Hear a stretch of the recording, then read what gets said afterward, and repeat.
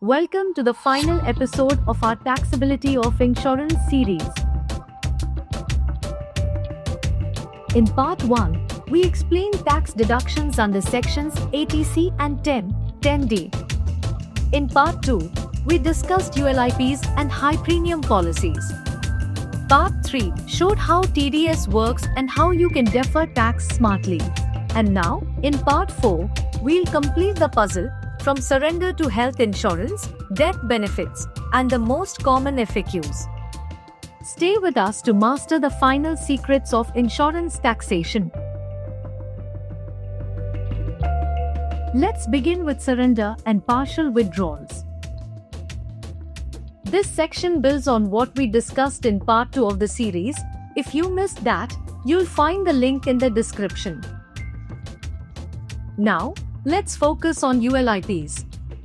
As per the rule introduced in Budget 2021, if your ULIP was issued after 1st February 2021 and your annual premium exceeds 2.5 lakh rupees, then the maturity proceeds do not qualify for tax exemption under Section 10D, even if your life cover is more than 10 times the premium.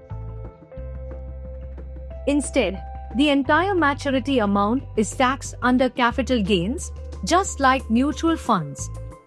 There is no partial exemption, it's all or nothing. But if your premium is within 2.5 lakh rupees per year and your life cover is 10x or more, your maturity amount remains fully tax-free under Section 10D. If your policy meets Section 10D conditions, like the premium being within 10% of the sum assured, the surrender value is tax-free. But if not, the surrender amount is taxable and TDS at 5% will be deducted on the gains.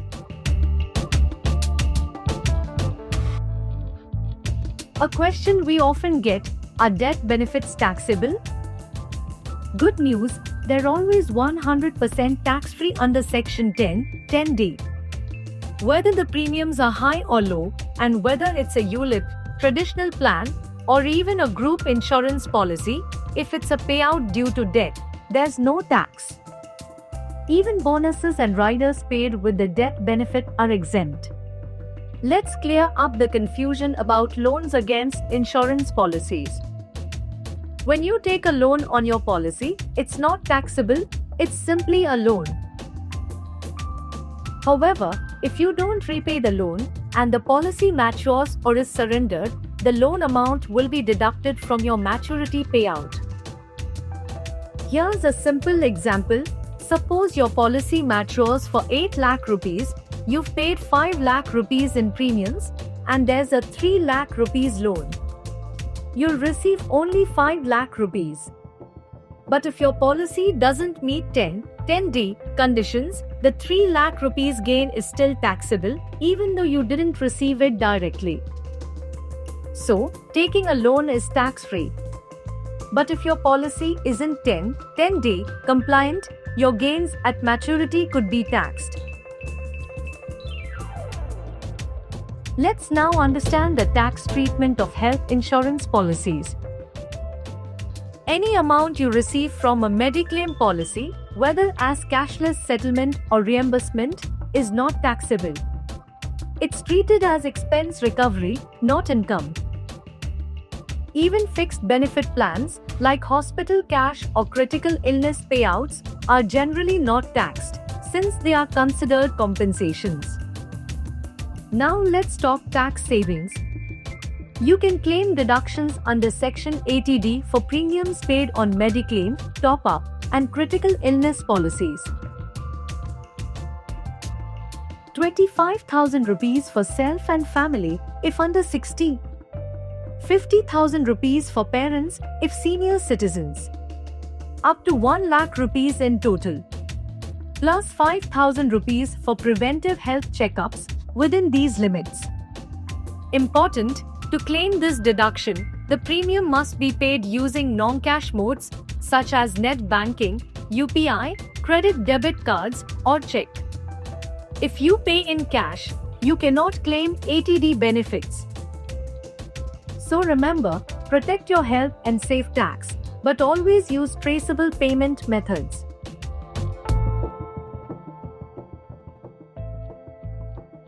Let's answer the most commonly asked insurance tax questions in rapid fire style. Taxability doubts. Is surrender value taxable? Yes, if 10(d) conditions are not met. Are hospital cash or critical illness payouts taxable? Generally no, treated as compensation. Is bonus on maturity taxable? Not if the policy qualifies under Section 10(d). Section 80C and 80D queries. Can I claim 80C for multiple life insurance policies?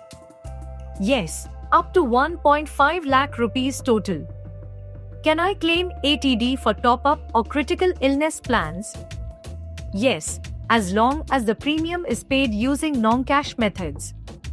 Can I claim 80D if I paid the premium in cash at a branch? Only if the payment was made using check, card, UPI, or other banking methods. Direct cash payment does not qualify except for preventive checkups up to 5,000 rupees. Riders, lapsed policies and loans. Are rider payouts taxable? Not if part of a tax-exempt policy. If a policy lapses and is revived, is it still tax-free?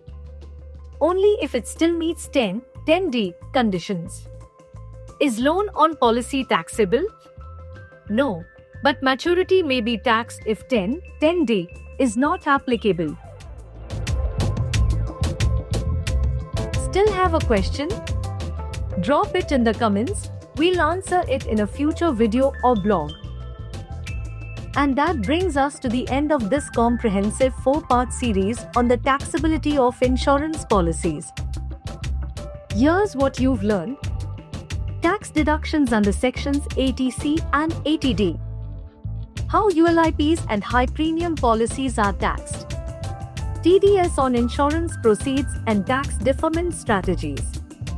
Rules on surrender, loans, death benefits, and health policies. Missed any previous videos? Check the description box, links to all parts are available there. Still confused? Drop your questions in the comments, we're here to help. Need personalized help? Download our smart all-in-one calculator app, India's leading tool for insurance and tax planning. Like this video, subscribe to Insurance Funda, and stay tuned for more smart financial content. Thank you for being part of this journey through our 4-part series on the taxability of insurance policies. We hope these videos have empowered you with the knowledge to make smarter insurance and tax decisions. Like this video if you found it helpful. Comment below with your questions or feedback.